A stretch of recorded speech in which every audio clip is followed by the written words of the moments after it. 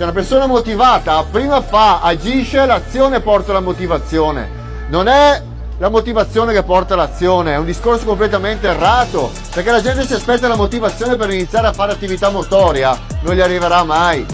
Perché noi siamo pigri nel DNA, siamo pigri di natura, di sopravvivenza, evitiamo la fatica, evitiamo gli sforzi. Però gli sforzi sono necessari.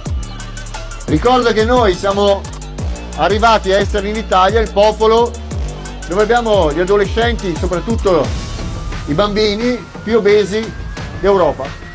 Negli ultimi 25 anni abbiamo invertito la rotta in una maniera inaudita. E queste cose qua danno fastidio quando si dicono, però è la realtà dei fatti, per cui muoversi è necessario.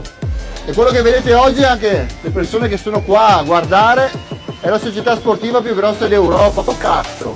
Oh sì, è nata in Italia, oh sì! Ma bisogna avere disciplina per allenarsi, non aspettare. Disciplina. Anzi, una persona autosufficiente di base non hai neanche bisogno della GDM, esci, vai, corri.